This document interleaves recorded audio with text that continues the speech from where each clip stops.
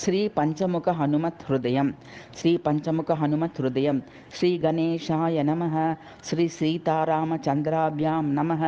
ओम अस्य श्री पंचवक्त हनुमत् हृदय स्तोत्र मंत्रस्य भगवान श्री रामचंद्रः ऋषिः अनुष्टुप् छन्दः श्री पंचवक्त हनुमान देवता ओम बीजं रुद्रमूर्तये इति शक्तिः स्वाहा कीलकं श्री पंचभक्तर हनुमद्देवता प्रसाद सिद्ध्यर्थे जपे विनियोगः इति दृश्यादिन्यासः। ओम ह्रां अंजनासुताय अंगुष्ठाभ्यां नमः। ओम ह्रीं रुद्रमूर्ते तर्जनीभ्यां नमः। ओम हूं वायुपुत्राय मध्यमाभ्यां नमः। ओम हैं अग्निगर्भाय अनामिकाभ्यां नमः। ओम हं रामदूताय कनिष्ठिकाभ्यां नमः। ओम ह्रः पंचभक्त हनुमते करतलकरपृष्ठाभ्यां नमः इति करन्यासः। ओम ह्रां अंजनासुताय हृदयाय नमः। ओम ह्रीं रुद्रमूर्तये शिरसे स्वाहा। ओम हुं वायुपुत्राय शिखायै वषट्। ओम हैं अग्निगर्भाय कवचाय हुं।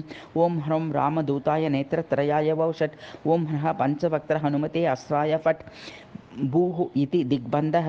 अथ ध्यानं दायेद्बालदिवाकरद्युतिनिभं देवारिदर्पापहं देवेन्द्रप्रमुखैः प्रशस्तयशसं देदीप्यमानं रुचा सुग्रीवादिसमस्तवानरयुतं सुव्यक्ततत्त्वप्रियं संरक्तारुणलोचनं पवनजं पीताम्बरालाङ्कृतम् इति ध्यानम्। ओम नमो वायुपुत्राय पंचभक्त्राय ते नमः। नमोस्तु दीर्घबालाय राक्षसान्तकराय च। वज्रदेह नमस्तुभ्यं शतानन मदापः सीता संतोषकरण नमो राघव किंकर सृष्टिपवर्तक नमो महास्थिति नमो नमः। कलाकाष्ठस्वरूपाय मास संवत्सरात्मक नमस्ते ब्रह्मरूपाय शिवरूपाय ते नमः। नमो विष्णुस्वरूपाय सूर्यरूपाय ते नमः।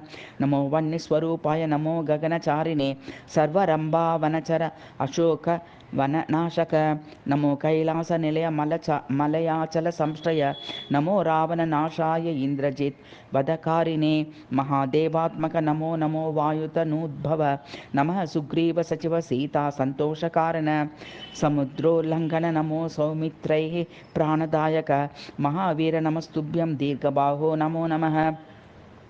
दीर्घबाल नमस्तुभ्यं वज्रदेह नमो नमः।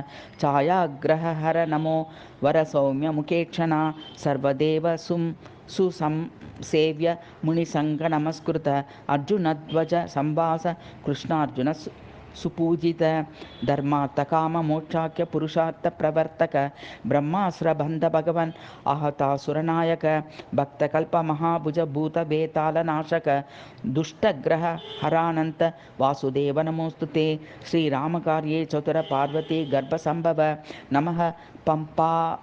पंपावनचर ऋष्यमूककृतालय धान्यमालीशापहर कालनेमिनि बर्हन सुवर्चला प्राणनाथा रामचंद्र परायण नमो वर्गस्वरूपाय वर्णनीय गुणोदय वरिष्ठाय नमस्तुभ्यं वेदरूप नमो नमः। नमस्तुभ्यं भूयो भूयो नमाम्यहम् इति ते कथितं देवि हृदयं श्रीहनुमतः सर्वसम्पत्करं पुण्यं सर्वसौख्यविवर्धनं दुष्टभूतग्रहहरं क्षयापस्मारनाशनं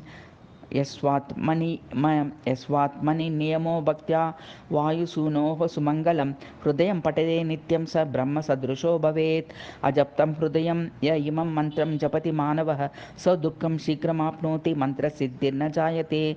सत्यं सत्यं पुनः सत्यं मंत्रसिद्धिकरं परम् इत्थं च कथितं पूर्वं साम्बेन स्वप्रियां प्रति महर्षेर्गौतमत्पूर्वं मया प्राप्तमिदं पुणे तन्मया प्रहितं सर्वं शिष्यवात्सल्यकारणात् इति श्री पराशर संहितात् अंतर्गते श्री पराशर मैत्रेय संवादे श्री पंचभक्त हनुमान हृदय स्तोत्रं संपूर्णम्।